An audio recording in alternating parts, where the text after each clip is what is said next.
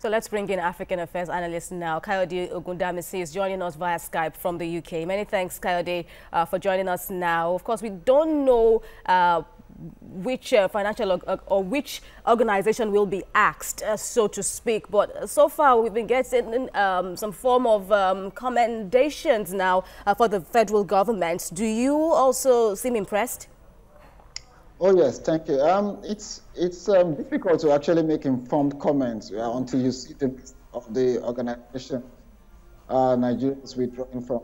But what is quite clear is over the years we've been joining almost at willy-nilly any organization, any platform, any international platform, without actually taking into consideration our own foreign policy, and which is almost focused on Africa. So I think it is good that this government is taking audit of these organizations, and the reasons given for it. Look, you just join organizations, you never pay dues to it, and I think this is quite commendable. But 310 now proposed to be around 220. It still seems a little staggering. What do you think? Yes, it is staggering, but you know, 90 out of how many? Out of a lot, 90 is huge to get out from. And not just these organizations, there are quite a number of embassies that Nigeria opened across the world in countries where you have very few Nigerians, where neighboring countries can actually offer consular services to Nigeria within that region. And I think the government should go further by looking at the multitude of embassies and foreign offices we have in the diaspora that is gulping several millions of dollars, money that could easily go into welfare needs within Nigeria and welfare needs of Nigerians in diaspora. So I think this is probably going to be a continuous process. The government should make it a continuous process. We'll continually review our commitments internationally. And then Kemi Fola-Adeyemo, Finance Minister, may have made a political point now, knowingly or unknowingly, when she said all of these international organizations were entered into by former presidents. But to what extent would we hold former presidents liable? Government is a continuum. I mean, the Buhari government is not working in isolation like we just got independence yesterday. The institutions of government, the Ministry of Foreign Affairs is not a Goodluck Jonathan ministry.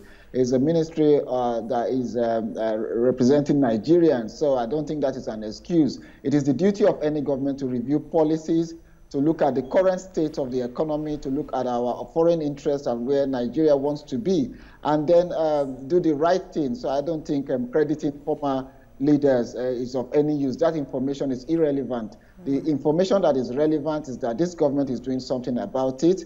They are trying to save us international embarrassment, and they are keen into a policy where what you have no business getting involved with, you don't engage in it.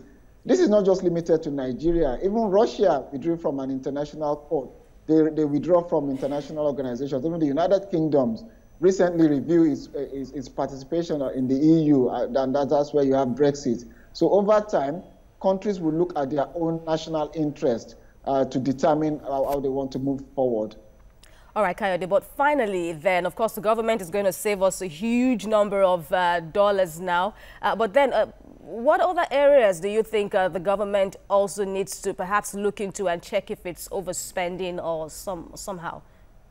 I think one of the major things is actually the number of diplomats we have in diaspora. You go to some of these embassies, there are more staffs than Nigerians who visit these embassies. And you ask yourself what they are doing there. You have some designates, you have some people where all they just do is to go to the airport and carry luggages for visiting public officials. They need to streamline the number of staffs in foreign offices and focus on the use of modern technology. I mean, in these days, how many people go to the British High Commission in Nigeria? You send your applications through agencies. So we need to actually look into that. And also, you ask yourself the question of intelligence officers in diaspora. What are they doing? What are their functions? Government needs to implement a smarter foreign policy, smarter number of staff, and smarter reactions when issues affect Nigeria. Kayode Ogundamisi, many thanks for your analysis. Of course, Mr. Ogundamisi joined us all the way from the UK. Many thanks. Have a great day, Kayode. Thank you. All right, leaders of the People's Democratic Party